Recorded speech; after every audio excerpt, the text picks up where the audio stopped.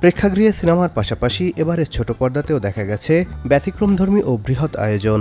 নতুন ও অভিজ্ঞ নির্মাতাদের সম্মিলিত উদ্যোগে প্রায় অর্ধশতাধিক নাটক নির্মিত হয়ে ঈদের বিশেষ আয়োজনে প্রচারিত হয়েছে, যার কিছু দর্শক মহলে ব্যাপক আগ্রহ সৃষ্টি করেছে, আবার কিছু ব্যর্থতার চাদরে ঢাকা পড়েছে। গেল ঈদে প্রচারিত নাটকগুলোর বিষয়বস্তুতে ছিল বৈচিত্র্যের সমাহার। প্রেম, হাস্যরস ও বেদনার পাশাপাশি পারিবারিক সম্পর্কের টানাপোড়েন এবং আবেগঘন দ্বন্দ্ব নাটকগুলোর মূল উপজীব্য হয়ে উঠেছিল। পারিবারিক আবহে নির্মিত কাজগুলোর মধ্যে বিশেষভাবে দর্শকপ্রিয়তা অর্জন করেছে নির্মাতা মোহাম্মদ মোস্তফা কামাল রাজের ফ্যামিলি ম্যান অভিযাচক, নির্মাতা জাকারিয়া শৌখিনের আপনজন এবং রাফাত মজুমদার রিঙ্কুয়ের পুতুলের বিয়ে নাটকও দর্শক মহলে ইতিবাচক সাড়া ফেলেছে। অন্যদিকে প্রেমভিত্তিক গল্পনির্ভর নাটকগুলোর প্রতিও দর্শকের আগ্রহ ছিল লক্ষণীয়।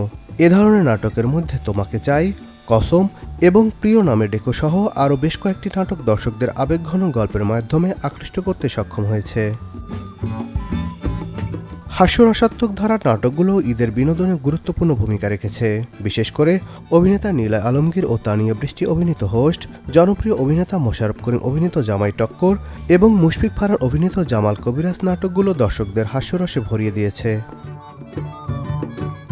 এর বাইরেও বিষয়বৈচিত্র্য ও নির্মাণশৈলীর কারণে লিলিত, সুপ্তাদের বাড়ি, ডিয়ার ফ্যামিলি এবং মিস্টার বাদল নাটকগুলো বিশেষভাবে আলোচনায় উঠে এসেছে।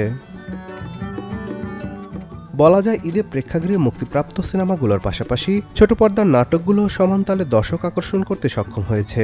বৈচিত্র্যময় গল্প, শক্তিশালী অভিনয় ও উন্নত নির্মাণশৈলীর সমন্বয়ে ছোট পর্দার এই আয়োজন ঈদের বিনোদনে গুরুত্বপূর্ণ মাত্রা যোগ করেছে।